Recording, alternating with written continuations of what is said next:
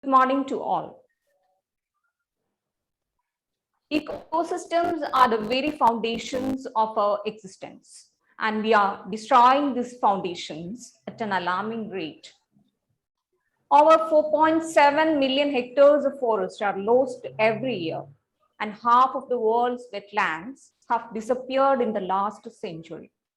Ecosystem loss is depriving the world of carbon sinks, and the planet is on pace for potentially catastrophic climate change. One among the several reasons for environmental degradation is nothing but microplastic pollution, and which has now been found even in most remote places on Earth, like coastal Antarctica and the deep sea, far from most human activities and potentially affecting the health and resilience of species and ecosystems. So there is a call for urgent action to revive our damaged ecosystems. World Environment Day 2021 marks the launch of the UN Decade on Ecosystem Restoration.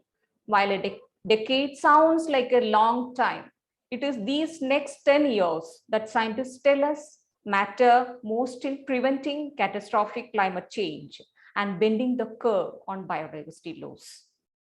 The International Plastic Bag Free Day is a unique opportunity to spread the word that a plastic bag free world is possible and that sound environmental alternatives to single-use plastic bags are available.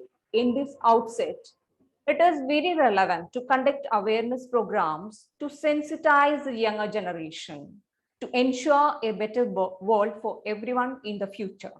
This program is organized by Bhumitra Sena, a club which works for the protection of environment in association with Department of Geology and Environment Science. And we are fortunate to have Dr. Kakoli Banerjee and Dr. Alexander Kunz as our resource persons. Dr. Kakoli Banerjee, presently working as an assistant professor and founding head in the Department of Biodiversity and Conservation of Natural Resources at Central University of Odisha.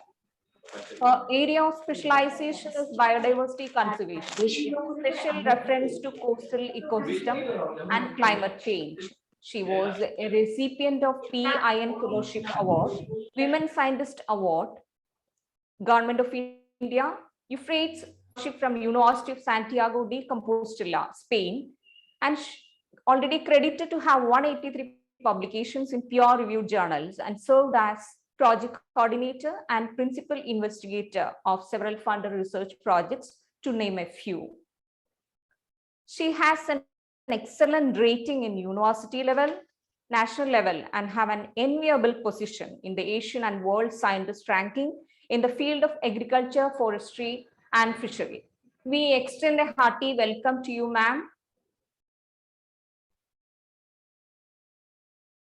Dr. Alexander Kunz is the principal investigator and project director for microplastic research under a special research grant from the Ministry of Science and Technology, Taiwan, and working in the Department of Geosciences, National Taiwan University, Taiwan. He also worked as postdoctoral researcher and head of the Luminescence Dating Laboratory, Department of Geosciences, National Taiwan University for a period of 8 years, and took his doctorate in natural sciences from Leuphana University, Lundberg, and Leibniz Institute of Applied Geophysics, Hanover, Germany. He has an excellent profile and is a dynamic researcher working in a very relevant field like microplastic pollution. We extend a hearty welcome to you, sir. It gives me immense pleasure to welcome our Honorable Principal, Reverend Dr. Jolie Andrews, CMI, who is a real encouragement and support for this program. Welcome you, Father. I extend a warm welcome to Dr. Shaju KY, our respected Vice Principal and Head of the Department of Physics, to this webinar. Let me welcome Dr. Linto Alapat, Head of the Department of Geology and Environment Science, who struggled a lot to materialize this program. Welcome you, sir. I extend a warm welcome to our Vice Principals, Deans, IQAC Coordinator, Public Relations Officer, Controller of Examinations, heads of the departments, faculty members, students, participants from other reputed institutions to this webinar. I hope you have an enriching session ahead. Thank you. Thank you, ma'am, for your most welcome address. Next, I feel very privileged to invite the respected principal, Reverend Dr. Jolie Andrews, CMI, for the presidential address and to inaugurate the ceremony.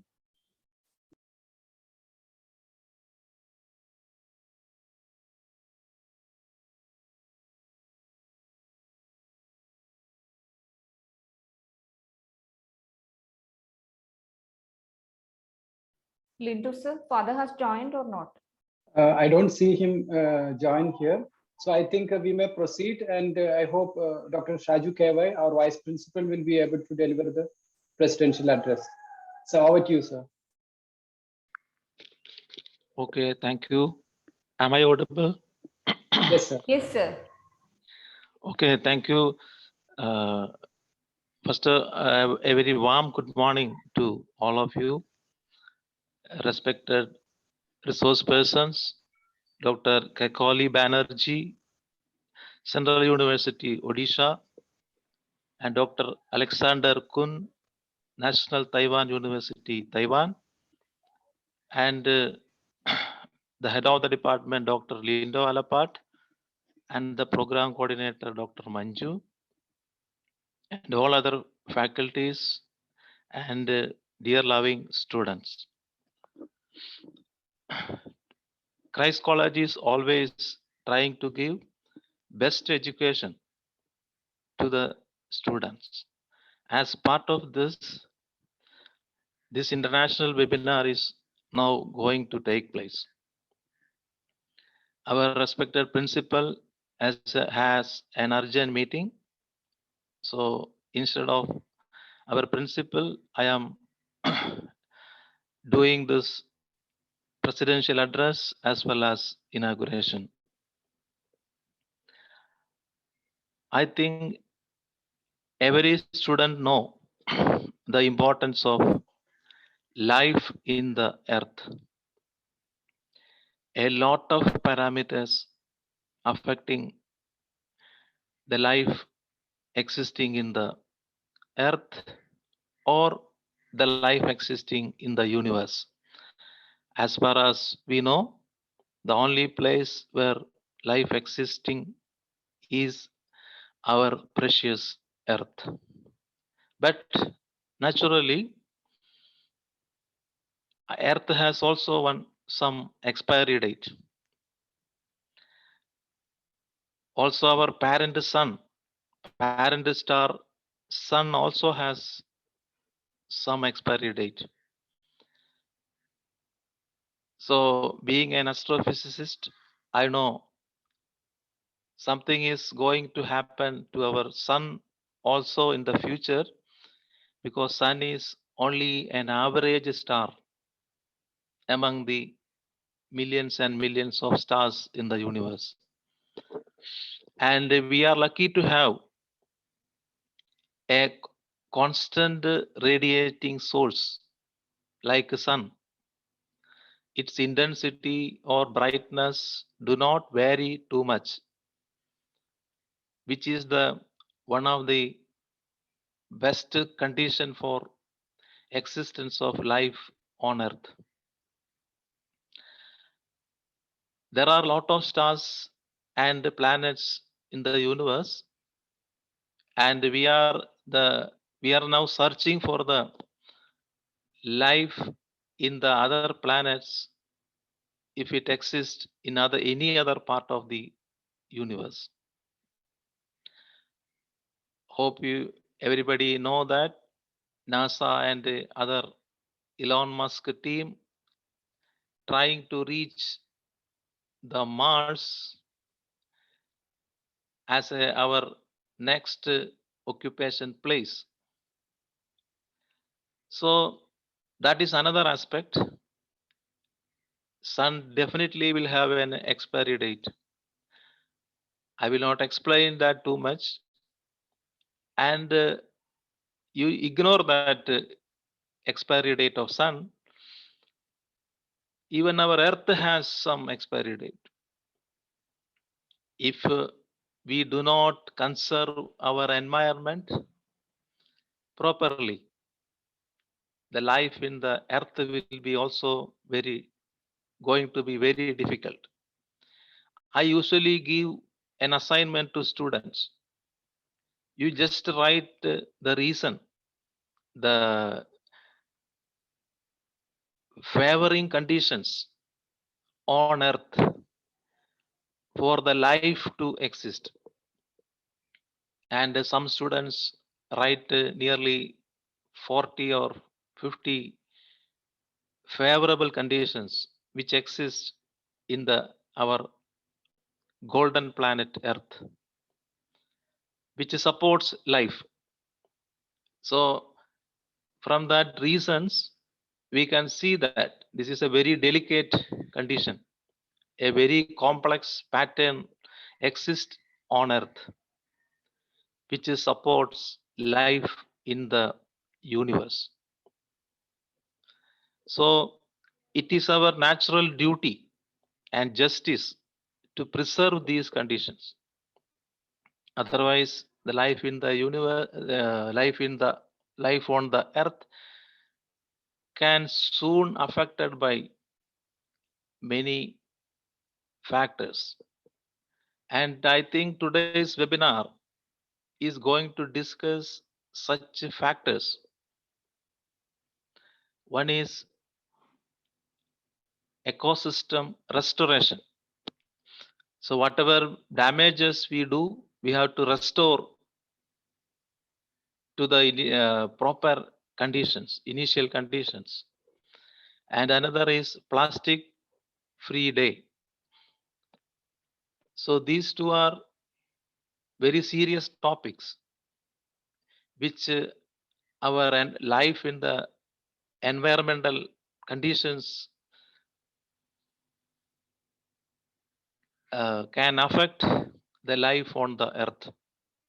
So our requirement is that life on the earth should prolong as long as possible without any much difficulties. So I congratulate the Department of Geology and Environment Science for conducting such a very useful webinar on behalf of Bhumitra Sena. And I especially congratulate the program coordinator, Dr. Manju. And I thank the resource persons, Dr. Kakoli Banerjee and Dr. Alexander Kun, for cooperating or sharing your knowledge with the Christ College students, community, and other faculties and students from outside of this college. We are always thankful to you, Madam, and Dr. Alexander. Now a final request to the students. All students should be ready to ask questions after the end of each sessions. If you don't interact with the resource person, the seminar is going to be not efficient. So all students carefully listen to the talk and should ready for asking questions. This asking questions, the Kerala students are very lazy, very backward in asking questions or very doing this kind of interaction with the resource persons. So I am again asking students to be ready for asking questions. Then only you will have the advantage of these kind of webinars. If you think that I will not ask any questions, then your listening level will be very less. You understand only very little. So be ready to answer, be ready to ask questions. That is one of my requests to the participants and the students. With these words, I am ending my presidential address, and I am very thankful to the organizers for inviting me. And on behalf of Christ College, I thank each and everybody who is participating in this seminar. And with your permission, all permission from all participants and organizers, I declare that this webinar is inaugurated. Thank you and have a wonderful day. Thank you, sir, for your kind words. Now, I like to call upon Mr. Tarun R., Assistant Professor, Department of Geology and Environmental Science, for introducing our resource person, Dr. Kakoli Banerjee. Am I audible? Yes, sir. Okay. First of all, a warm good morning to all. Let me directly go to my duty of welcoming our first speaker. Our first speaker is Dr. Kakoli Banerjee, who is presently working as an assistant professor and founding head in the Department of Biodiversity and Conservation of Natural Resources at Central University of Odisha since 4th January 2012. Prior to joining the Central University of Odisha, she has served as guest faculty in University of Calcutta, West Bengal University of Animal and Fishery Science, Burdwan University, University of Kalyani, and West Bengal State University.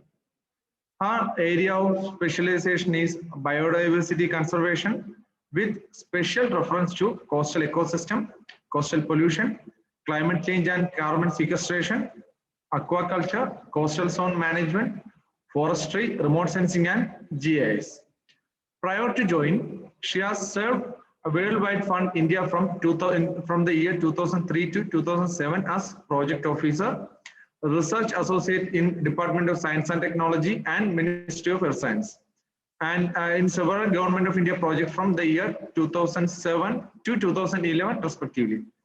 She has about 17 years of postgraduate research experience and 16 years of teaching experience. She has also won the Department of Science and Technology Government of India Woman Scientist Award in the year 2007. And she is the recipient of the Program Excellencia Investigado Fellowship Award in the year 2014, and also the European Union for the Promotion of Health through Research, Applied Technology, Education, and Science Fellowship in the year 2016 from the University of Santiago de Compostela, Spain, respectively. She has already guided 44 PG, 16 MPhil, and 3 PhD students who are already awarded the degree, and 4 PhD students are still registered under her. She is credited to have around 183 publications in peer-reviewed journal and newsletters, and also co-authored 17 books of postgraduate level. She also served as project coordinator of the Euphrates project under Erasmus Mundus program, funded by the University of Santiago de Compostela, Spain, from the year 2013 to 2017.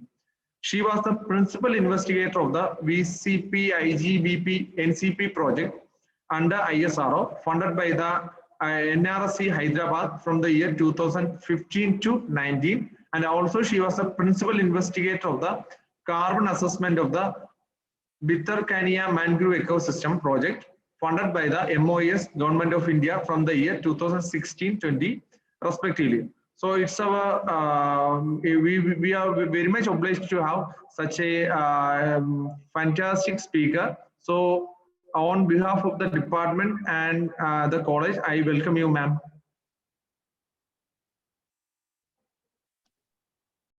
Thank you. Thank you, Dr. Tarun. It's my privilege, but I think there are some connectivity issues which you have to bear with me, because I'm getting off and on, I'm getting disconnected. I do not know, maybe the participants are joining. I'm getting disconnected. So if I'm disconnected, please WhatsApp me so that I come to know that I'm disconnected. So I will start my lecture. Respected Principal, Vice Principal of Christ College, Dr. Manju, my friend and my colleague, a very close colleague and very enthusiastic colleague, and all the faculties of this college, the other participants who have joined, all the dignitaries present in this webinar, and also my co-speaker, Dr. Alexander, along with all the students, the research scholars, and all the all other ladies and gentlemen who are available today in this webinar. A very good morning to all of you.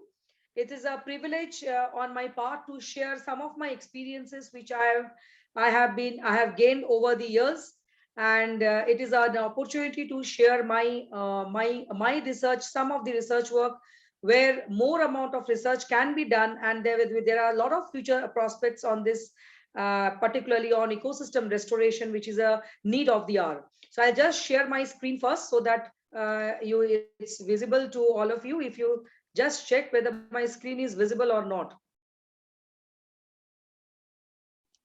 Is my screen visible? Yes, ma'am. Okay. So I'll just make a part this thing. Okay. So to begin with my lecture, I would like to say that, yes, I will be talking basically on the carbon storage potential of mangroves and its associate species with a reference to Odisha coast, where I am presently working, although I have been into Sundarbans for last 15-20 years, but presently my talk will be restricted only to Odisha coast. Now, to begin with, as per the webinar goes, that it's an ecosystem restoration. What exactly we mean by ecosystem restoration? It is basically a process of recovery of an ecosystem, as your vice principal was just now stating, that we have already passing through a degraded, damaged or destroyed ecosystem. Now, this is either intentional or non-intentional, sometimes natural. Now, that varies from time to time. So it is, and restoration word itself in science is a long-term tenure. It is always a trajectory over a time with a special reference date. Now, with this definition, if you see this graph where you will be able to understand, now this is the original ecosystem, which is marked by a dark circle, and the hollow circle, which is a degraded ecosystem. Now, when we are working in an ecosystem, you have to think that what is its present condition and what has happened over the years. Without the background data, you cannot have restoration programs anywhere. Now, restoration does not mean is only you are going for afforestation or reforestation. Now, these are the different terminologies which we often come across. Now, if you see this graph, I have told you, I have said that ecosystem consists of two important things. One is an ecosystem process, another is an ecosystem structure. Now, in ecosystem structure, we basically mean the species and the complexities with the biotic and abiotic parameters. And the ecosystem process is nothing but the cycling of the nutrients with the changing biomass of the organisms which are present in the ecosystem. So these two are interrelated phenomenon where in between we come across this degradation or destruction of the ecosystem. Now, if you see, if we have pointed out that we have made this, these are the two extremes. Now, in these two extremes, there is a no action. If you are taking no action, it is going to be degraded. But in order to, and now it is there are two consecutions of this particular system. When an ecosystem gets degraded, it is either it will be totally vanished, or you will be losing some of the species, or there is an important offshoot, which is replacement, where we come across the problem of invasive species. So sometimes what happens with the changing climate and with the changing ecosystem characteristics, we often lose the native species, and in place of native species, we invite the invasive species which are more stronger, and they almost try to invade. The word invade itself means they always try to spoil the characteristics of the indigenous species. Rather, it inhabits that area and becomes dominant, just like you see in the films, like a villain always rules in the initial stage. So the heroism and the heroines, whatever you are seeing in the films, come in the later stage. So see, the ecosystem is somewhat like that. So we need to understand first what is the exact scenario. Now here, there are three important terminologies which I have discussed with you if you see my cursor. Now there is an enhancement. Now for restoration, we have, or to get back the original state, we have to either go for enhancement of the ecosystem, or we have to rehabilitate. That means we have to make the area habitable. And the last one is restoration. Unless we go for enhancement, rehabilitation, then only we can go for restoration. So with these basic fundamentals on ecosystem restoration, which you might be studying in environmental sciences, I will come across with the main important part of my topic today, which is basically concentrating only on mangrove or the marine ecosystem. Now, why I have come into, while talking on marine ecosystem, I should tell that in a marine ecosystem, this is the coastal area which I have highlighted in this figure. Now, this is basically an intertidal zone where you have high tides and low tides continuously occurring, even if we have it in the Kerala coast. So this is a common phenomenon in throughout our country or throughout the world, where we have the intertidal zones with the sea grasses, the tidal marshes or the salt marsh grasses, and the mangroves. Now, these are the important floral communities which play very, very important role apart from this particular water body, where you have lot amount of role to play in ecosystem restoration. Now, when I am coming to marine ecosystem, I will be restricted only to the coastal ecosystem. Now, here, this is basically the lower littoral zone, which remains under the water for maximum amount of time.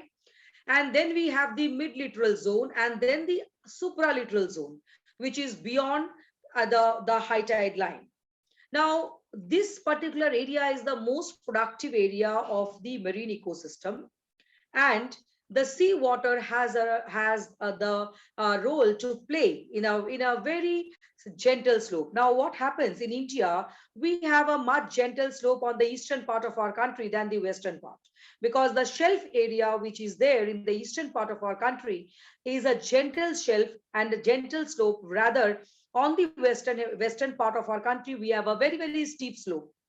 Now, this particular ecosystem, why it is important? Because it is basically a sink of carbon. Why we say that? Every component I have written over here, C. That means the total area with the rising carbon dioxide levels in today's world, you know, it's almost 409 ppm of carbon dioxide in the atmosphere. We are worried on how to restore our ecosystem with such a havoc, which is a never-ending thing. And also, we cannot restrict it to that extent, thinking of the what you call as the carbon dioxide levels which is required for industrialization as well as urbanization. So we cannot restrict these two important parameters, which is very important for our say. And in marine ecosystem, the phytoplankton present in the water, they absorb carbon dioxide. The sea grasses are absorbing carbon dioxide. These are all plants. We know that by the normal process of photosynthesis, they will keep on absorbing carbon dioxide. And apart from that, the most important is once they die, they also generate the carbon in the form of organic carbon in the soil. So this total system of marine is basically a sink of carbon, because of which the marine ecosystem restoration has come to it a very, very important state in the present last decade. Now, coming to when I'm talking of marine ecosystem, the most of the part of marine ecosystem, if you consider the shelf area or the supratidal zone or the mid-littoral zone, is concentrated basically on the mangroves. Now, we often come across two important terminologies, mangroves and mangle. How does they differ? Now, when we talk about mangroves, we are talking about only the halophytic species that are present with the specialized characters. As you all know, mangroves have special characters of having pneumatophores, having the fleshy leaves, and also they remain always 6 hours below the tide. We have a diurnal tidal cycle, so they are used to with submerged state of their life cycle. So when we are telling the terminology mangal itself means or including all the micro and macro organisms. So mangal, if you consider, is a broader domain in comparison, which is associated with the plants, animals, etc. So if you consider JAI as your universal set, you have two important subsets in mangrove ecosystem, the M, which is the biotic community, as well as the abiotic components. So together, the biotic and abiotic components, we make the complete mangrove ecosystem. Now, as per the Ministry of Environment, Forest and Climate Change, the recent edition which has come out in 2019, about 40% of the world's mangrove cover is found in Southeast Asia and South Asia. And India comprises almost 3% of that cover. And to our happiness and what do you call our, in terms of restoration, if I speak, it is already documented that mangrove cover in our country has increased by 54 square kilometers, which is 1.1% as compared to the previous assessment. Now, why we are bothered about so much? It is the versatility of the mangrove ecosystem, which you will not find in any other terrestrial ecosystem.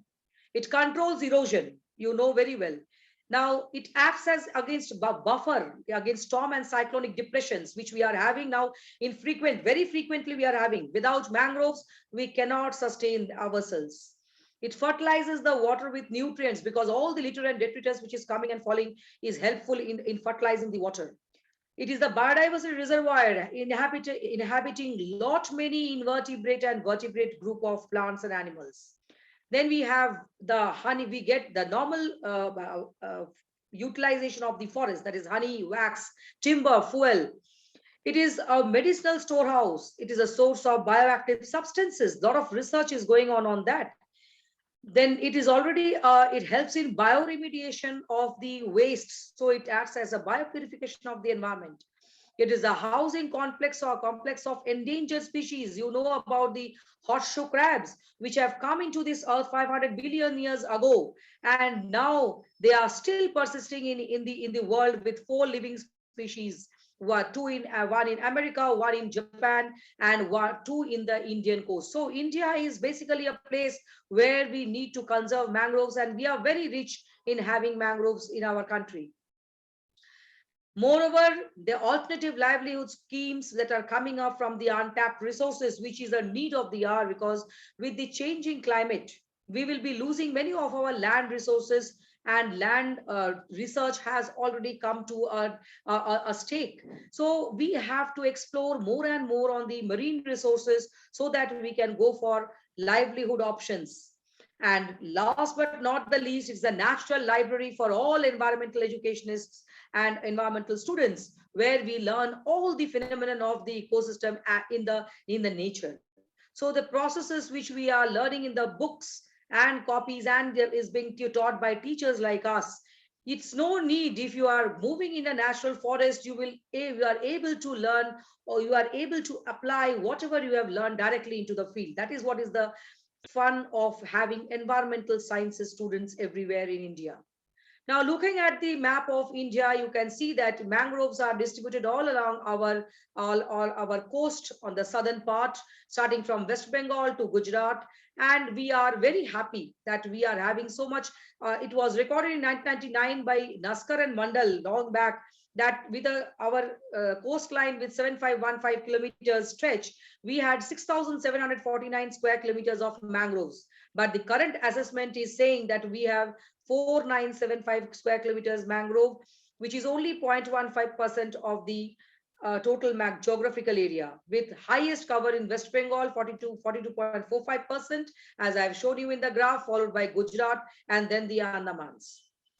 So mangroves actually are becoming the lifelines in our day-to-day life, because to sustain ourselves, we need to have mangrove forest cover. Now, if you look at the global distribution, we basically have mangroves within the tropics, starting from Bermuda in 32 degrees to New Zealand in 38 degrees.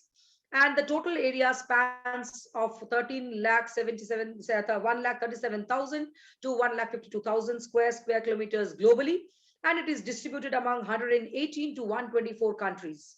But yes, with the highest you can see here, the highest in Southeast Asia.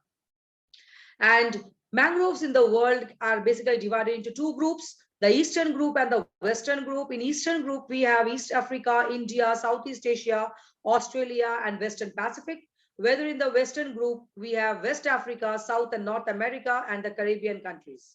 So this is the distribution. If you see the world map, it is only in the tropics you can see here, because we had the mangroves are basically the evergreen, hot, humid tropical climate favored plants. Now, why we are focusing so much on marine ecosystem, I was just discussing that yes, with the challenges of climate change, we need to understand how we are going to mitigate those changes, because it is one of the very important factor for restoration of our globe. Now, this is the main important thing is that mangroves, as I have told you, is a sink of carbon.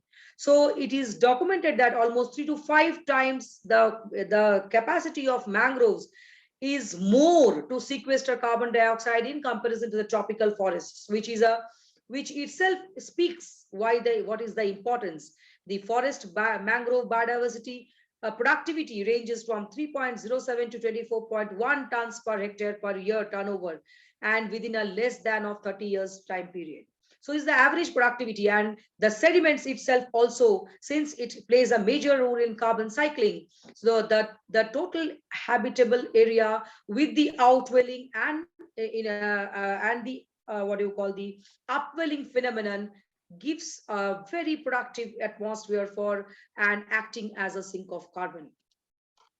Now, if you see the statistics of the different forests particularly in the tropics, we have maximum amount of carbon particularly in the mangroves, which are, you can see, almost 1500 megagram carbons that we are having per hectare. And you can see that for mangroves, the above ground carbon, this is the living biomass that we are seeing, we are able to see with our naked eye. And the below ground, that is the soil and the root, that is almost 60%. This is only 40%. And so because of that, mangroves are like the storehouse of carbon over a period, and it comprises it is almost having the highest carbon sequestration potential in comparison to the other forests. Of course, if you see the tidal marshes and seagrass meadows, you can see here also, they are basically storehouse in the bed. So the above ground part is very less, because it is somewhat like a rice plant like of a structures. So they have very less they are leafless, they are not very foliage type of a characteristics. So their above ground part is very less, which is contributing carbon, as you can see with the light blue color, and the dark ones, which I have shown you, with the soil organic carbon. Now, how does this carbon dioxide cycle is operating? Basically, if you are looking into the global carbon cycle, you will see that atmospheric carbon dioxide is being absorbed in the form of biomass in the photosynthesis by all the living plants. And then the dead litter and detritus, which is falling into the soil, that is with the help of microorganisms, they are deposited in the form of soil organic carbon. And with the death and decay, it is again liberated. It is because of outwelling.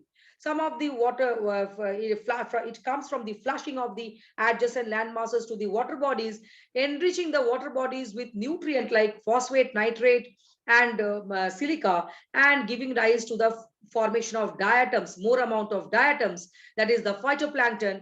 And because of that, they are getting boosted with the photosynthesis activity, and because of that, they also start absorbing carbon dioxide. Apart from that, the normal diffusion process, which also occurs with the waves and tides, that also plays a major role in absorption of carbon. So both the atmosphere, the living biomass, the soil, and the water body total comprises the carbon cycling process, or which is maintaining the global carbon cycle.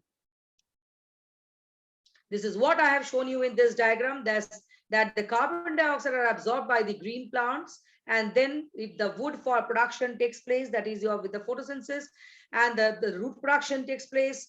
After this death and decay, what happens? They are buried in the sediment. So sediment burial takes place. The sediment atmosphere interaction takes place to the microbial load, which is degrading carbon and oxygen, or in case of methane, carbon and hydrogen. And then the rest amount, which is coming from the outwelling, it is going to the water body, which is charging with the phytoplankton. And then we have a efflux of the water atmosphere dynamic system, which we are having.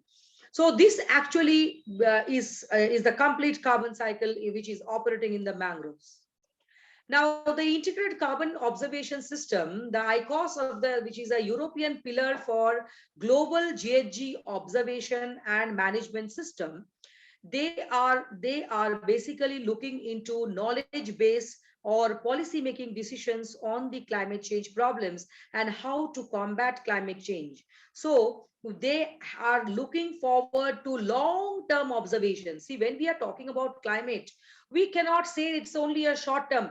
Whenever we are supposed to predict about some changes in the climate, we have to work for minimum 30 to 50 years long data. So this is what is being done by these, particularly the ICOS, who is basically collecting long-term observations and then facilitating the developed countries with the carbon projects, where we are able to we are trying to understand what is the amount of carbon dioxide or the greenhouse gas which is being absorbed in particular pockets of our country. This is what is the main aim, where our Ministry of Earth Sciences has taken a lead role and is funding all the states almost to get the what you call as the projects related to carbon and assessment of carbon in the floral community of particularly in the eastern and the western part of India.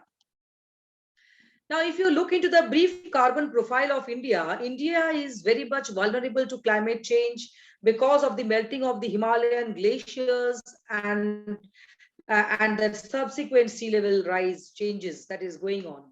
So the country has pledged that it will be able to reduce 33 to 35% of reduction in its economy by 2030 compared to the 2005 levels of emissions or the of emissions. But since India has a very large population, and it is expected that by 2025 it will overshoot China and peaking with 1.7 billion people in 2060. It is a prediction that has been made.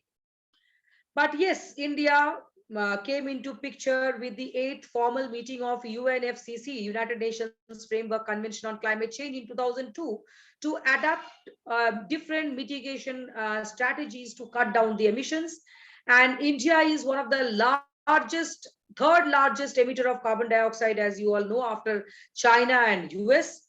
So we have now taken a pledge that in our National Action Plan on Climate Change, which was published in 2008, we have gone for 8 missions in which we have low carbon energy efficiency projects, transport, oil and gas, agriculture and forest, and the impacts of adaptation to the different climatic phenomenon which we are basically doing now for our livelihood as well as for the conservation of the ecosystem, particularly the marine ecosystem. So looking into this aspect of our India's carbon profile, it is very clearly understood that yes, India is very much forward in terms of taking carbon mitigation measures all throughout the country. And we are also having the vaccine project by CSIR, who are basically looking into the Andaman, the Lakshadweep Islands, which were previously not assessed, which has been assessed in the vaccine project, which was signed in 2011. So the effectiveness of blue carbon storage is that it is in the top layer of the soil. It can absorb almost 200 tons carbon per hectare, particularly for the mangroves. It can sequester 250 tons carbon per hectare for tidal marshes. This is an average data I am giving you. And 140 tons carbon for seagrass meadows.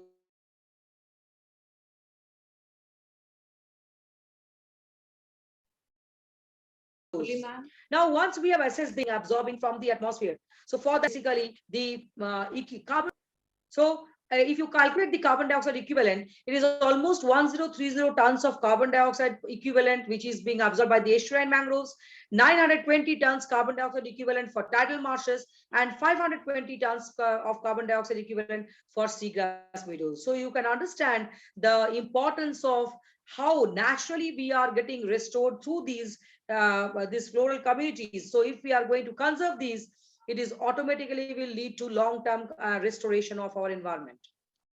Now coming to my study area where we have actually studied is the Bhitarkanika Mangrove Wildlife Sanctuary, which we are having in Odisha, one of the biggest wildlife sanctuary, and is the densest mangrove in India with maximum diversity of mangroves species. And then we have the lower part, that is the Mahanadi estuary in the towards the Bay of Bengal. So this is the study area where we have worked. And for that, we have estimated the biomass by taking the standard protocol of the Forest Department, also the vaccine project, which is signed by CSIR. So we have taken the standard protocols and we have measured the plants with the above ground biomass, taking the diameter at breast height, the height with the laser rangefinder. And then we have calculated we have taken the volume of the density of the wood, and multiplying the volume with the density, we have taken it as we have calculated the biomass of the plant. Apart from that, we have also done for the biomass estimation for the salt marsh grasses, taking a quadrant of 1 meter by 1 meter square, because it's a smaller plant. So we have taken smaller areas. And then we have gone for estimation of carbon through the CHN analyzer, which was supported by the Institute of Forest Biodiversity, Hyderabad. So then accordingly, now when we are talking about carbon sequestration, we need to understand what is the biotic parameter and the abiotic parameters, as I have discussed in my first 2 slides. So for that, we need to understand what are the various parameters which are actually operating and contributing to the growth of the plant. So for this, we have taken the soil and water temperature, soil and water pH, then soil and water salinity, then soil organic carbon, the soil texture, as well as soil bulk density. So we have done all the parameters, and then we have come out with a correlation of how it is varying. Now, if you see there, we have plotted the above ground biomass values, which has ranged from 6.25 tons per hectare to 616 tons per hectare. That is, now we have actually estimated this for 5 dominant species in Odisha coast, that is Avicennia marina, Avicennia officinalis, Rhizophora mucronata, Exopedia agalocha, and Xylocarpus granatum. We have taken these 5 major species, and if you see, the 2 graphs are totally different, because one is for Bhitarkanika, another is for Mahanadi, where if you see there is some parity in the other species, of course, excepting the officinalis, which has given a shoot. Why? Because of its location from where we have taken, which is basically comes under national park, so it is more protected, and therefore it has given a good growth, that too with a little bit of a less salinity than the other parts. On the contrary, in Mahanadi, we have also seen some various changes. Some, because it is a high saline area, we have also found the growth of Rhizophora, which has given a shoot here. So if you see overall, now I told you, if you compare species wise, you get such type of a variation. But if you go on thinking that yes, if you plot that species wise and with season, you are able to find out what is the growth pattern. Now, for the growth pattern we have compared, you can see Exopedia agalocha, this dotted line has shown the maximum growth for both the cases. It means what I have told you is adaptation. So when in certain cases, when we lose sensitive species, we have to think of species for afforestation which have more adaptability with the changing climate. And Exopedia agalocha is one of the species. You cannot deny that in all over the coast of our country, we have Exopedia agalocha very dominant in most of the coast. Only because it has a wide range of salinity tolerance, and it can. Apart from that, it has a adaptability of the substratum, so it can very well accommodate itself in the muddy substratum as well as in the sandy substratum, that is in the supralittoral zones. So therefore, the growth of the species and the carbon of the mangroves have varied from 3.25 tons per hectare to 280 tons per hectare. So it's a huge calculations that we have done, and looking into the when we have tried to find out what is the total amount of carbon. Of course, here I should mention here that I have not taken into consideration the below ground biomass because of the conservation factor. What is the conservation factor? We are not supposed to cut down trees to find out the below ground biomass as well. But yes, literatures do exist where you can calculate by simply multiplying you have lot many papers of Alongi and Twilley, where they have talked about the below ground biomass with a multiplying the factor. So if there is a factor value which you can multiply with the above ground biomass to find out the below ground biomass. But yes, in my project, it was not the thrust area. So I mean, we have not done the below ground biomass. But yes, whatever above ground biomass, the carbon of the soil and the plant was done, the total carbon dioxide has been, total amount of carbon were calculated. And also we calculated the carbon dioxide equivalent stating, looking at the system. And then by calculating this carbon dioxide equivalent, we have found out that almost, if you compare if you calculate it for the total area of the mangroves which we have in our particularly for Bhitarkanika and Mahanadi area, that is the coastal area, it is almost 1,42,000 square kilometers which we have calculated for Bhitarkanika and Mahanadi. And then we have calculated the mean carbon dioxide equivalent for that, and that has worked out to 64.8 teragram of carbon which is being absorbed from the atmosphere. So this is what is the quantification you can do for every coast, and you can find out. Now we have also looked into the water body, as I was discussing with you, that yes, water bodies also play a very important role. So we have also done for the water body, and you can see here, I have tried to show here that the water body variation of carbon was, of course, here I have monitored only the dissolved inorganic carbon. You also have dissolved organic carbon, which has not been looked after in this project. And the values have ranged from almost, you can say, 1550 to almost 1850 between micromolar per liter. But the thing which I was telling you, that the outwelling plays a very, very important role in the flushing, that is the flushing of the adjacent land masses. So what actually influences the dissolved inorganic carbon is only the soil organic carbon and the water pH. Automatically, you know that with the increase, you can see here that the water pH and the dissolved inorganic carbon has a negative slope. So, and it is a very high correlation which is being shown here. R square value is 0.74. So you can imagine that with the increasing carbon in the water bodies, the pH is decreasing, and this is a common phenomenon. And on contrary, I should say, with the increasing soil organic carbon, the dissolved organic carbon increases, but it is not that significant with 0.19 values. Now this varies. Why? Because with the changing season, you will not have flushing at every season. You have flushing basically in the monsoons, or whenever there is some cyclone or some other phenomenon.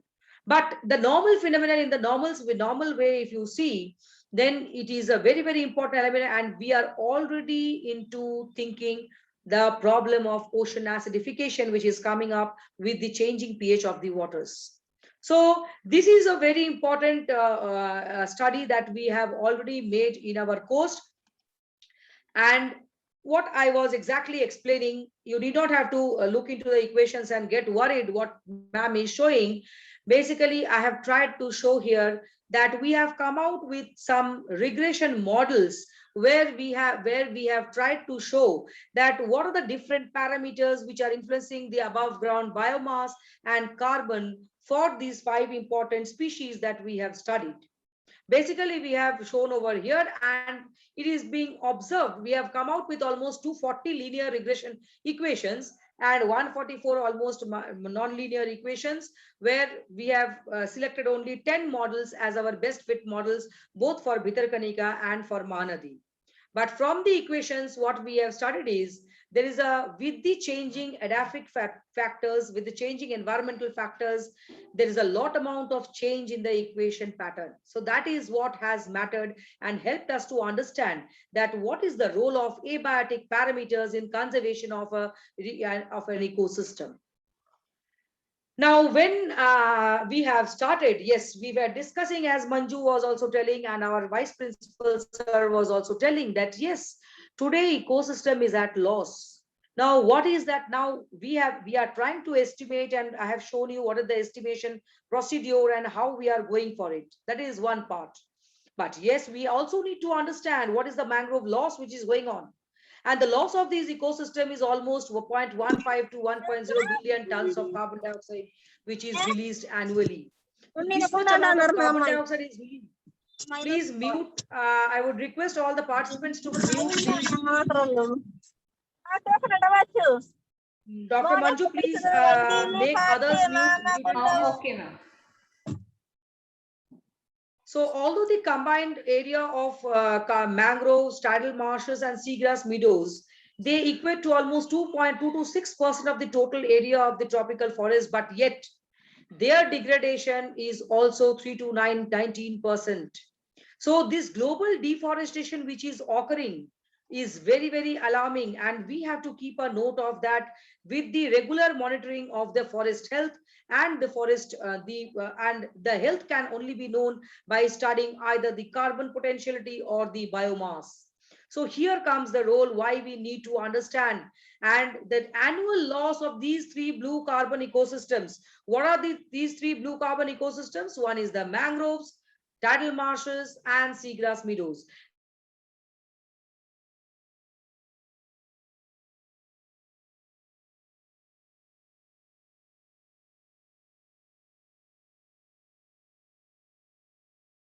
A shocking news for us.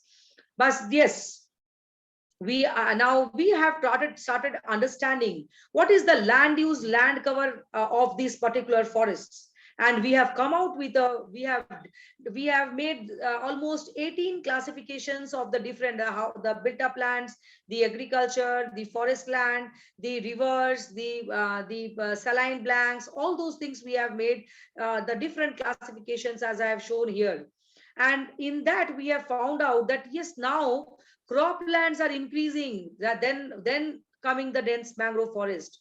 And most of these has actually this is a 10 years data analysis, because if you are not doing for a long term, you cannot come out with a solid conclusion. So it is a 2007 and 17 data which has been compared, and it was seen that 6 square kilometers of area we have decreased in 2017 because of agricultural land.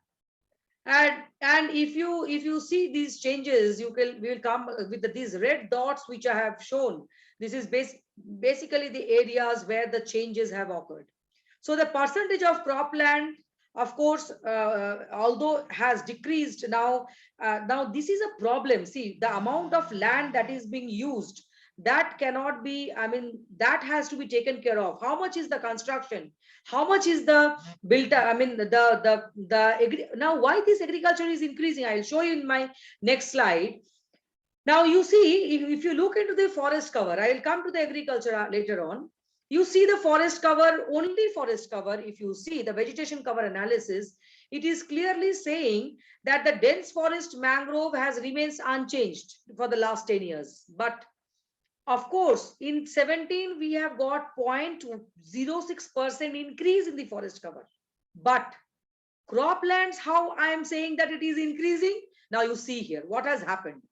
Now the croplands have increased. I have told you, this is the basic picture with the dense mangroves and the riverine systems. Others are not at a very distinct stage.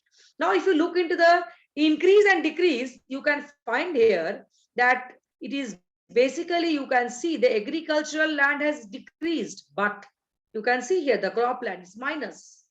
What has increased is aquaculture. And you all know that aquaculture is something, a practice which is very dominant in our South Indian states as well as in Eastern Indian states, that we often are cutting down mangroves to get the aquaculture done over here, because the shrimp culture cannot be done without saline water.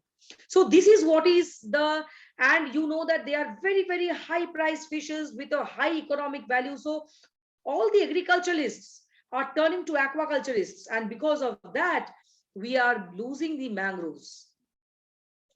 Now some changes, now this was the part which I was discussing, was, you can say, somewhat an anthropogenic pressure. It is an intentional thing, because we ourselves are doing it for our own economic benefit.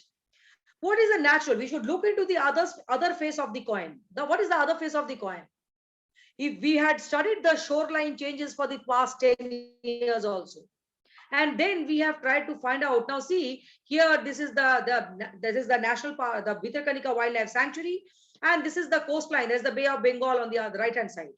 Now we have cropped out this coastal part only for our understanding, for our analysis.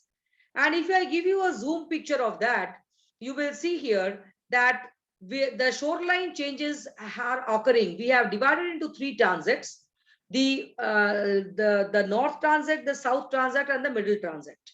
And we have taken, you can see there are multiple GCP points, the ground control points, to calculate the shoreline changes. And if you see this graph, this will show you that the amount of, this is what is I am showing you from south to north. You can see here that the southern part of our coastline has gone inside. This is what is we are losing. This, the average recession is 211.17 meters. This I have shown you the separate way. This is the southern zone, this is the central zone, and this is the northern zone. So very less is there, the accretion, I mean the erosion is very, very less in the northern zone compared to the middle zone, but it is alarming again in the southern zone, where, and the shoreline changes has shown the change of 384 meters at the maximum, which you are seeing here, the peak. So this is what is, and you know, the southern part of the Bhitarkanika Wildlife Sanctuary is our main, the turtle nesting ground. We have the turtle nesting ground over there, and therefore we are losing. I mean, it is being said by the forest department that the number of nestings are decreasing because if the beach is not there, proper beach is not there, then it is an alarming situation where they are going to breed. That itself is a question. And if you see the azimuthal graph, you can see here how the erosion has occurred from south to north. This is the picture you can see here. So what is our scope? What we have to think? What can we do? This is the latest situation. So we have to think what new future research we can carry on. Carbon dynamics is not a small, easy thing to understand. If for that, we have to develop why models have come into picture, because there are places where you cannot you cannot go there and measure plants, or you cannot go and study. For that, satellite imagery is one part, and the second part is you go for modeling. So once you go for, if you have a standard model, you can go for its simulation with the different data sets, and you go on, keep on accumulating, and you find out that what is the distribution of the mangroves taking place over the time. Are the health of the mangroves decreasing or it's increasing? So a lot amount of literature reviews you need to do before you jump into some new research of your field. So such things of this environmental changes. Environmental change word is only 2 words, but it takes decades to solve that problem. The new area of research that I would like to give to the new generation of students present over here is, you can go for isotopic fractionization of the carbon to understand what is the amount of decomposition of soil organic matter, which can provide an insight of the different allochthonous and autochthonous processes which are basically helpful in the nutrient cycling or the biogeochemical cycling in the marine environment. The carbon isotopic studies also helps us to understand whether there is some change in the carbon cycle with the changing climatic patterns over the years. So such different variations we need to understand. And these allometric models, it is not that what Kakuli Banerjee is telling is the last word. No. For every forest, every biotic, abiotic parameters, your parameters are changing. Your abiotic parameters are changing. The Kerala coast has a lot amount of salinity in comparison to the Odisha coast. So I cannot make a common equation for you and me both. For that, I have to make a separate model. So we have to understand site-specific management action plans, which we need to develop for the conservation of our coast, particularly the mangroves. And we have already faced the tsunamis. We have already faced the Amphans, the recent cyclones. You can, if you if you just have a little bit of thinking, you will understand that within a very short span of years, from 13 to 21, we had almost six cyclones in our Odisha coast. And your Kerala coast or Tamil Nadu coast is not an exception to it. You have already seen the wide action of the tsunamis. So it is our right time now. We have to think of that not only to sustain ourselves, our communities, our future generation, we have to plant trees. And for such afforestation, that is what is I told you, the rehabilitation programs. Now we need to understand that what best can be done to we can use the backwaters for your aquaculture systems, but we should not damage the curtain of mangroves which should be there in our coast. Otherwise we all won't be there. You recently had the Kerala floods. These are all consequences. These are natural consequences. You do not have any control over them. The only control that you can do is you have to think of what best you can do for your conservation of your ecosystem.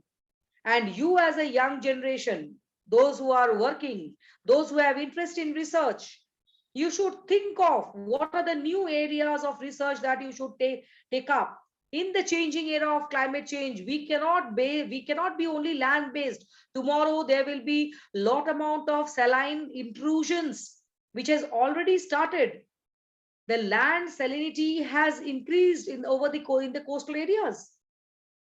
We will be losing lot amount of forest diversity. So to understand which forest, just now I have given you two important clues in my lecture. You have to go for more adapting species. You have to find out more tolerant, salt tolerant species. So such type of conservation measures can help you out in your near future and can solve out some new problems in your coming days where you need to work.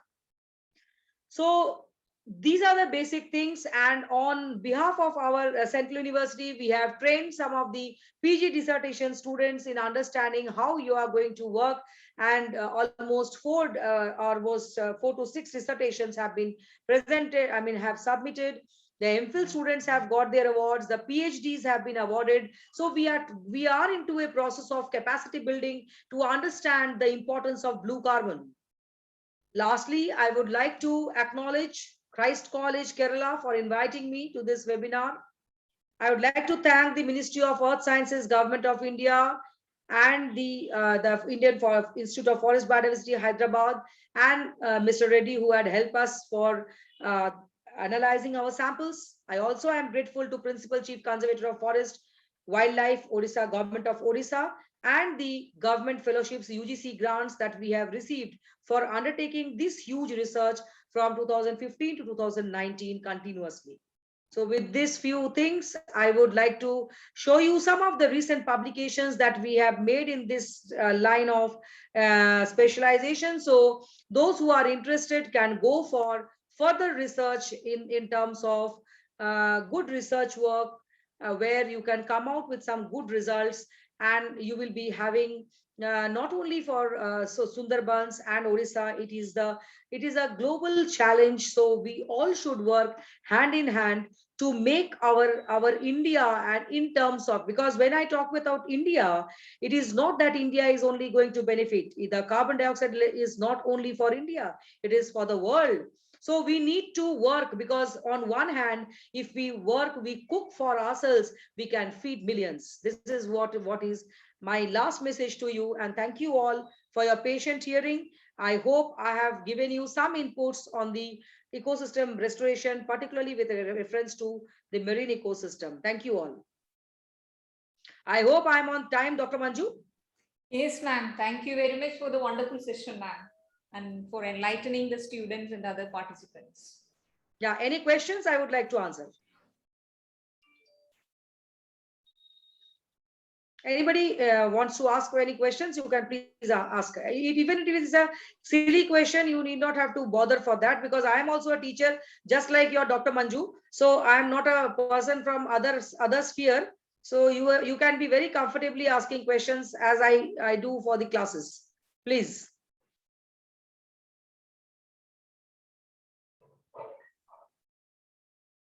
I don't see any questions coming up. So may I ask a question? Yeah, sure. Thank you very much. It was a wonderful presentation. I really enjoyed, and I've learned so many new things on the aspect. So thank you so much. And my question is, you had shown the differences in erosion in the southern part, north, and the middle part and northern part of the area that you have studied. Yeah. Other than the mangrove loss, do you find any other reason for more degradation in the southern part? Yeah, I just talked about the turtle conservation problems. You know that Odisha is rich in olive-reedy turtles. So it itself is a very challenging phenomenon, because forest departments for last 2 years, we did not have a good nesting. So that nesting is actually affected by that particular erosion, because the mangrove area is basically a very good habitat for these turtles. See, it is a chain reaction. Once we lose our basic habitat, we will be losing further the ecosystem balance at a huge loss. That goes on with small, just like one drop of water makes an ocean. So a small degradation will give you a long run output, which when we cannot control. So as such, our government of Odisha is very much concerned on the marine sanctuary that we have the Gahir Mata Wildlife Sanctuary, which is basically denoted for the turtles. And we are very much bothered because the southern part, the Gahir Mata Turtle Marine Sanctuary, is actually in that southern part. So if this is the accretion level, then what will happen tomorrow? Where is the turtles going to nest? So this time we had very less nesting. So last 2 years, and because of the cyclones and other things, we have got less nesting. So it is being said that maybe the turtles might be moving towards the north.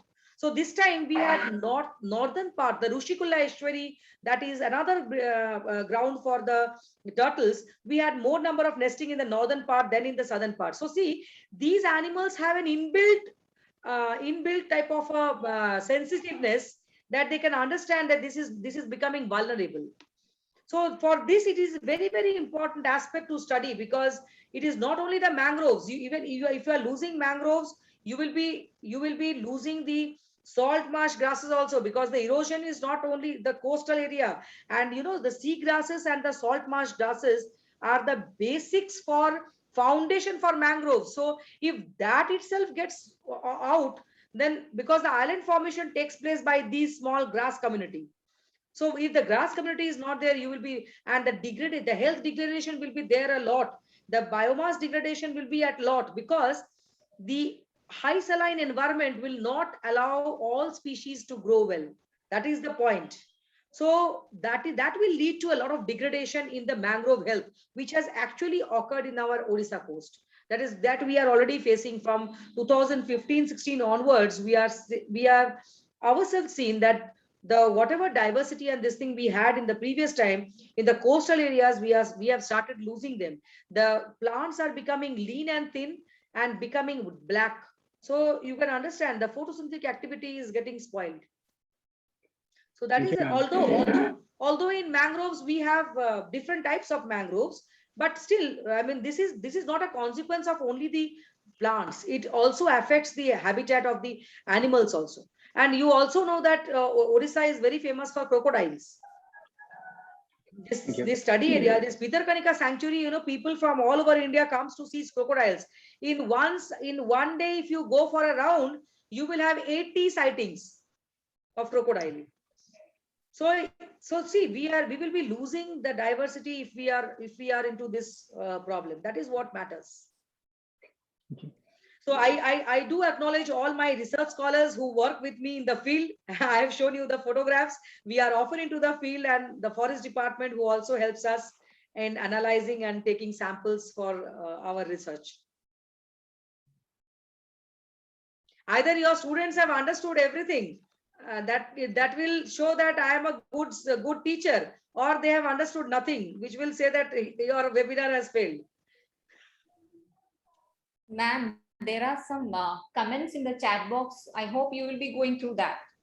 Okay. Your questions I'll also. see. Let me check.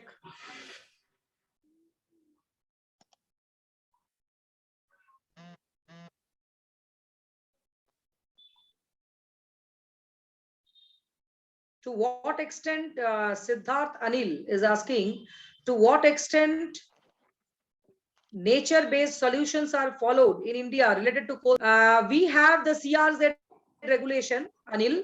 We have a CRZ regulation, the Coastal Zone Regulation Act. So in that we have CRZ1, which is within the protection, which is taking place within 500 meters from the high tide line. We have CRZ2, likewise, the more we move from the high tide line to the inward towards the shore, we have CRZ1, 2, 3, and 4. So these are already taking place in India. It is long established in 2004 onwards. So we already have this type of laws.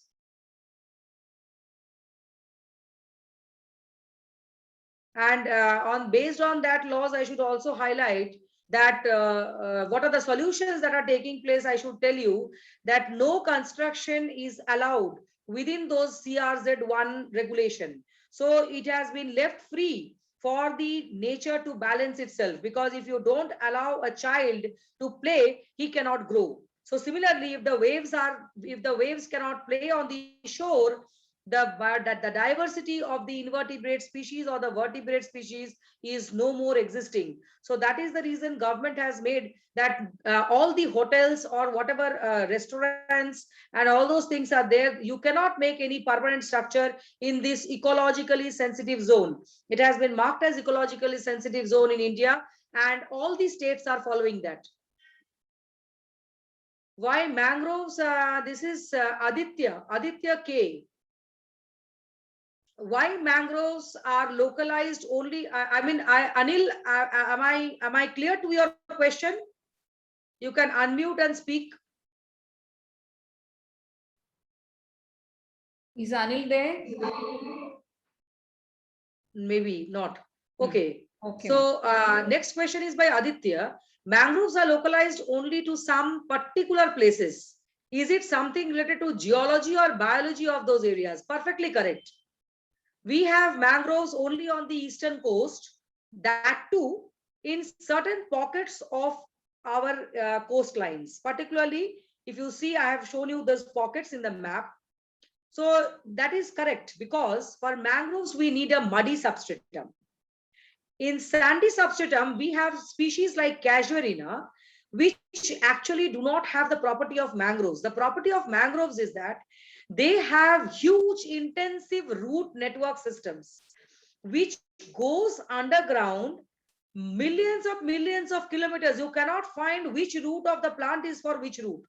And the network is so strong that none of the things can penetrate there. So it is basically a peatland with no oxygen.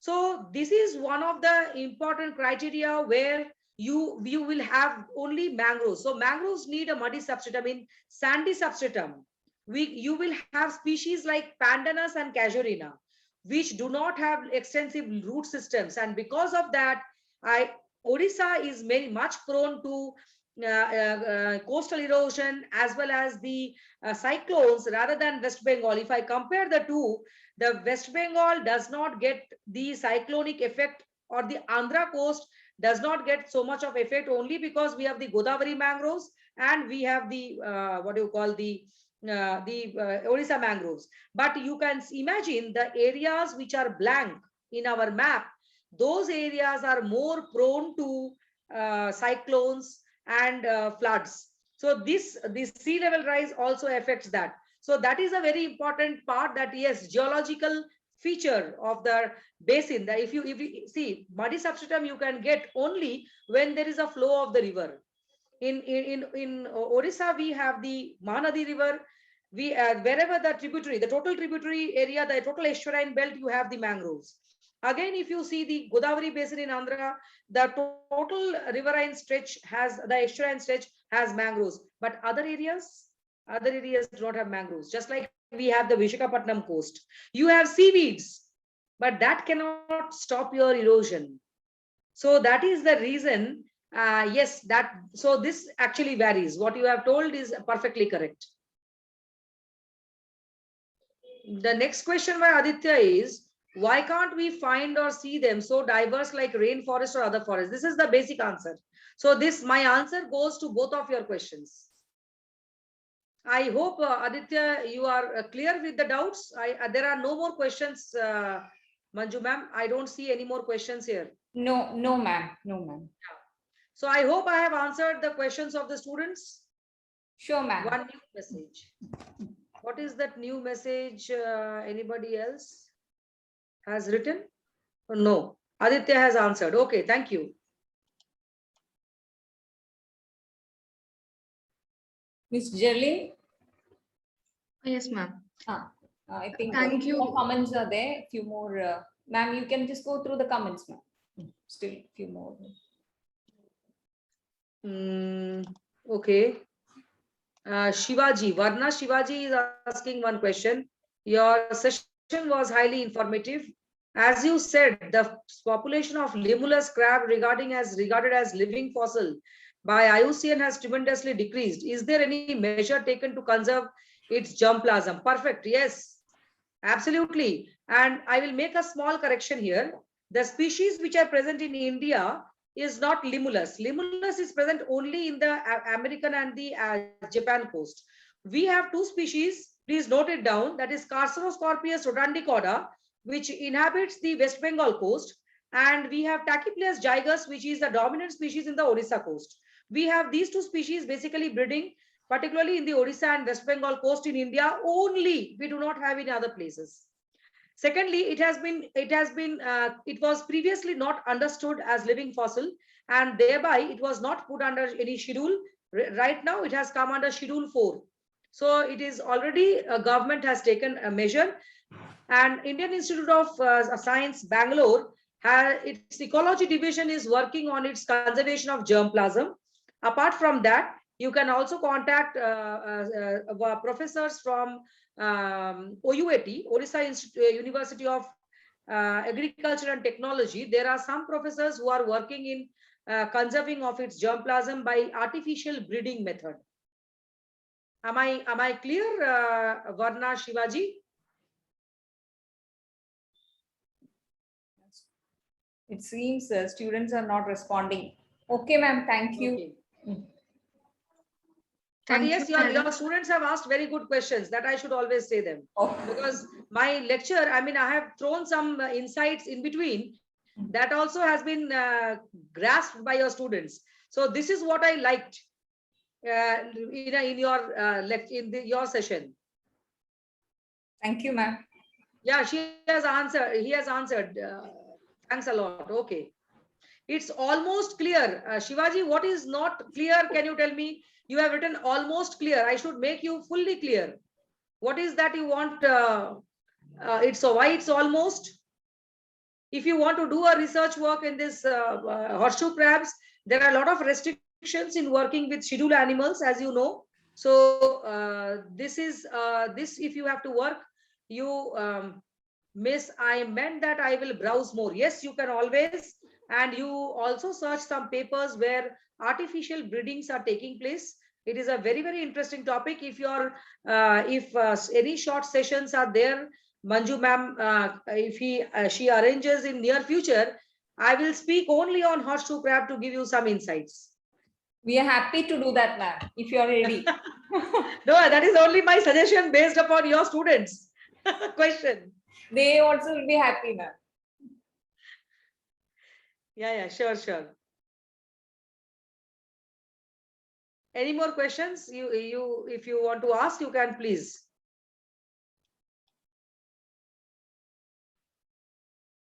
Part of crocodile, yes, Tessa is writing.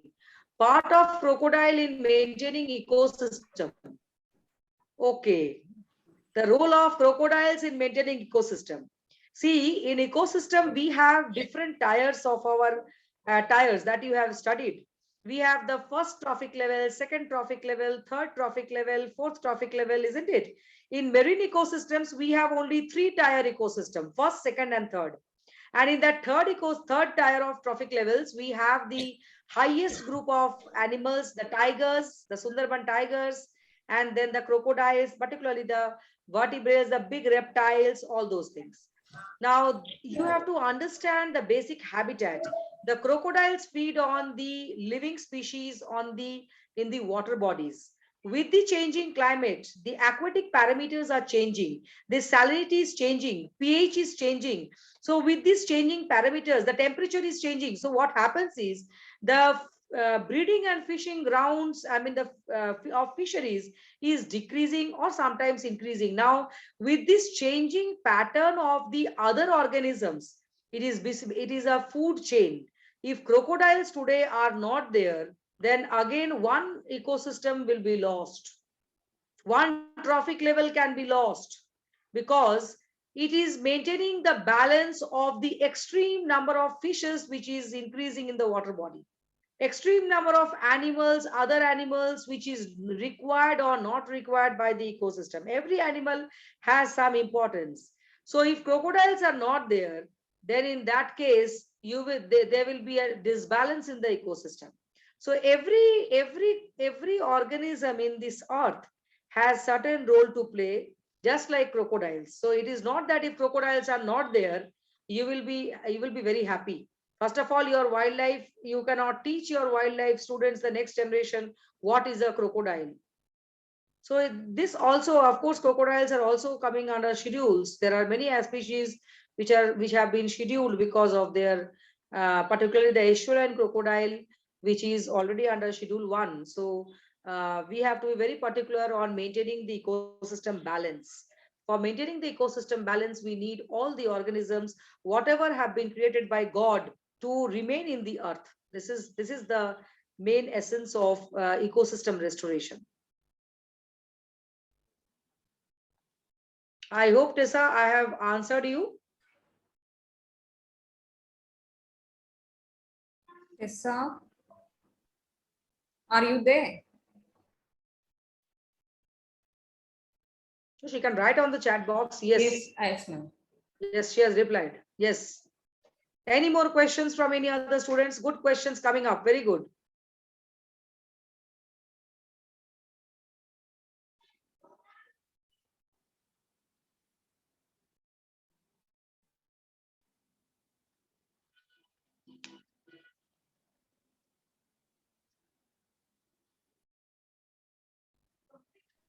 Ma'am, I think no more questions. Yeah. So, okay. And another. Okay. Another question. Whenever you are saying no more questions, another question is cropping up. So Siddharth Anil is asking another question. How does mangrove depletion affects microclimate? Very good. What I would like to ask you a question. What is a microclimate? Can you tell me? Siddharth Anil. Please unmute and answer. What is a microclimate?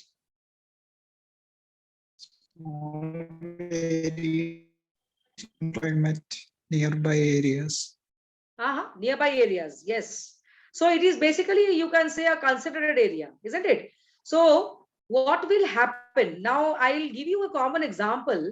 Today, suppose you had a good garden and you used to play in your childhood in that garden.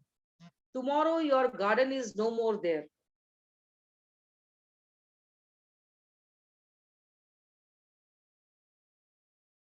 Would you be happy to have a cricket? Aesthetics of a particular area, of a particular what you call ecosystem, is somewhat which cannot be priced. You cannot calculate everything. This is somewhat like a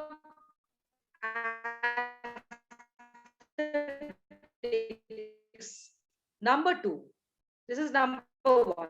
Number two answer is, if there is no mangroves, the climate cycle will change, because we all know that if there is a change in the habitat, if the mangroves are not there, how your cycling is going to take place? So biogeochemical cycling will be affected.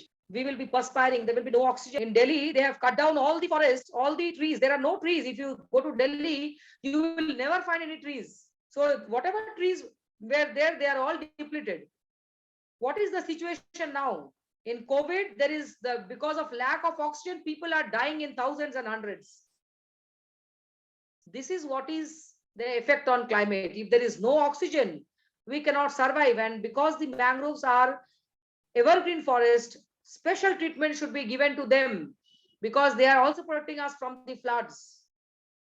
So automatically, the mangrove cycle, the climate cycle which is operating over there will be hampered. And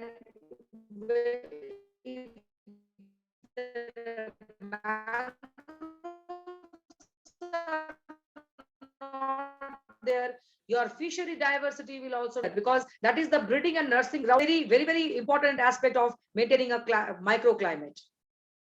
Am I clear, Anil? Yes, ma'am. Thank you.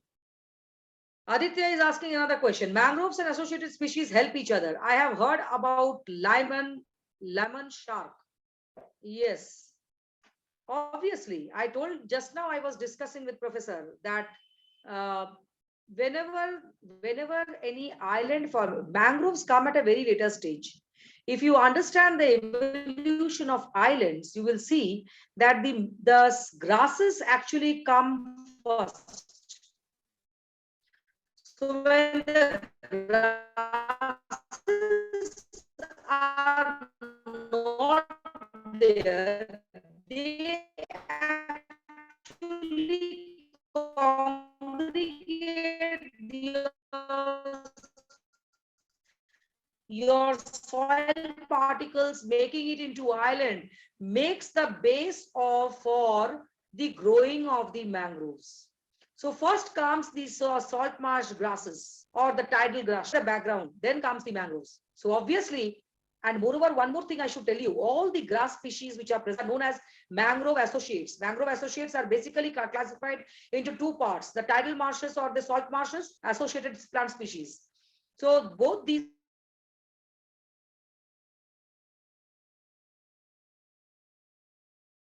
the shark,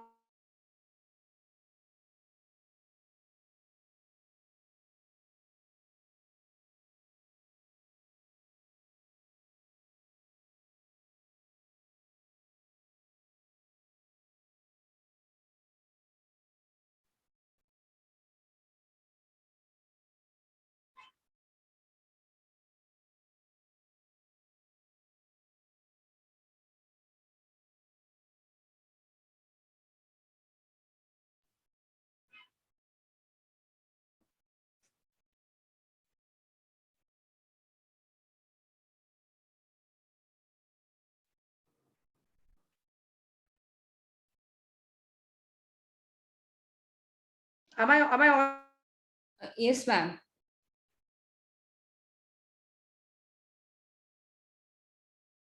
Hello. Manju, am I audible? Yes, ma'am.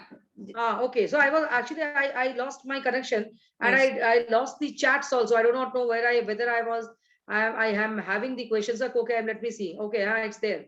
So basically, this is what I'm telling, that they are the basically resting grounds or the nursing or the feeding grounds for many species like crocodiles, the sharks, the turtles, all those things. So they have an interlinked phenomenon. The next question is from Pradisha, NP.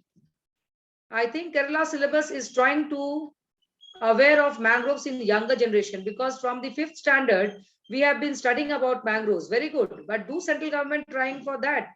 Are they supporting? No.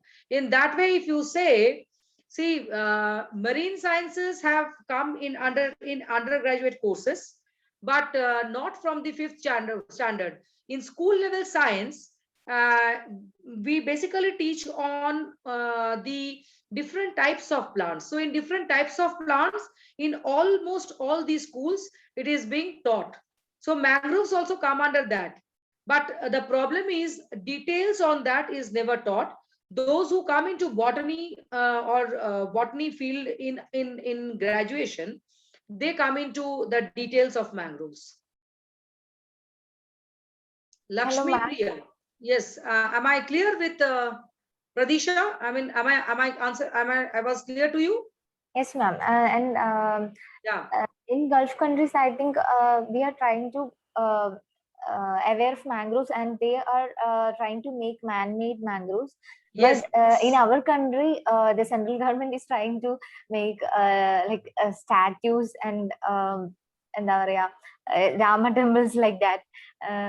We should take more steps to support mangrove forest or preserve mangrove forest. I think so. Yes, correct. Because that is a very recent program taken up by the World Bank for particularly for Kenya and the Gulf countries. So for Kenya and Gulf countries, they have planned for a new project actually in plantation of mangroves, looking into the substratum characteristics. That is a new project, and they are going to carry on this project for another 5 years. It has been started in 2020. I think for 2020 to 2025, it will be continuing. Next is Lakshmi Priya. Lakshmi Priya, ma'am, why aquaculture is increasing? Is it because of the increase in fishes and profit gained from them? No, it's not like that. Profit, of course, is there. Aquaculture is also a practice, I should tell you, for shrimp culture, catching shrimps in a capture fisheries. If you are going to the field, just like the fishermen go and they stay there for 10-15 days, they capture fishes, again come here, they make landings. Now for capturing shrimps, what the difficulty is, what I'll tell you, we here use maximum 6 gear cylinders. Okay, 6 cylinder gears we are using. So what happens is, in foreign countries, they are using Norwegian technology where they are using drag nets to collect the shrimps, because the shrimps remain in the lower substratum down below in the continental slope. If you are well aware with the marine zonation, it is there in the continental slope, that is in the substratum part of the last part of the continent. So they are basically benthic in nature. So they remain attached there. So to get them, they have to use drag nets. Now, if you are going for aquaculture, what they do exactly, they carry on the male and female, they bring it and they do a lot of amount of breeding, which is already established in, I think, Kerala and Tamil Nadu is one of the leading states for that. So they do the artificial breeding, and then the fries that are coming out, the shrimp fingerlings, they are basically they are called actually the shrimp fries. So with maintaining a stocking density. But the only problem with shrimp culture is that you need a tidal connection as well as a freshwater connection in order to maintain the salinity for the growing crustaceans, particularly shrimps. Now here aquaculture restricts not to the fin fishes, it is basically to the crustaceans, the shrimps actually, because they are very, very costly, and to earn more, these poor people are shifting from agriculture to aquaculture. I told in my lecture that salinization is one of the important problems that is cropping up in the coastal lands. So with the changing salinity, they are unable to grow crops, the normal rice plants which are readily available. So that itself is a problem. So that is the reason they are unable to, they are shifting from agriculture to aquaculture. But I mean, there are two reasons. One is that they are not getting adequate crops from the saline land, because you know that Oryza sativa, which is the common rice plant, does not grow in a saline environment. So we are going for some other crops. So that is the genetically modified crops we are going for, that to have a production in the coastal areas. But apart from that, since shrimps are readily marketable and they fetch a very high price in the international market as well, people are shifting from agriculture to aquaculture. Am I clear, Lakshmi Priya? Ms. Jerlyn? Okay, She's ma'am. not there, I think. Inaudible, ma'am. Manju, am I inaudible? Am I not audible? You are audible, ma'am. That means she has some problem. Okay, another question is from Varna Shivaji. We had lessons regarding Sundarbans, Sundari trees and the Bengal tigers in our close portions. Yes, because if you see, the Sundarbans are the signatures of the world in terms of highest trophic level. The only mangrove tiger in the world is in Sundarbans, and Sundarban tigers are famous only for having a saline water drinking attitude. So since they stay continuously in a saline environment, no tigers in this world drink saline water excepting the Sundarban tigers. So they are the signatures for the highest trophic level in the mangrove ecosystem. Number two, the Sundari trees, which are scientifically known as Heritiera forms.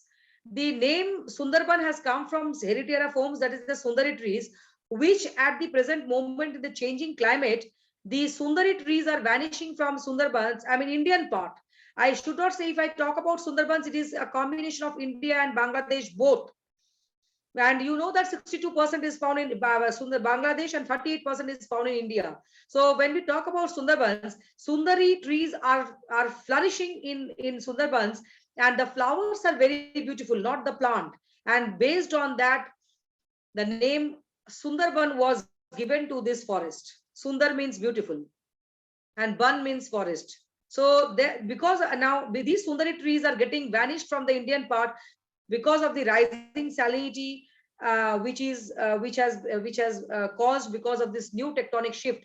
It is another very long lecture. Banju will be not asking me next time to come, because that is another itself a very long lecture. So it is something to be discussed. So these two are the major signature species for India to discuss. So that's why that's the reason you should know about these two species whenever you are studying on any type on the marine ecosystem or the mangrove ecosystem.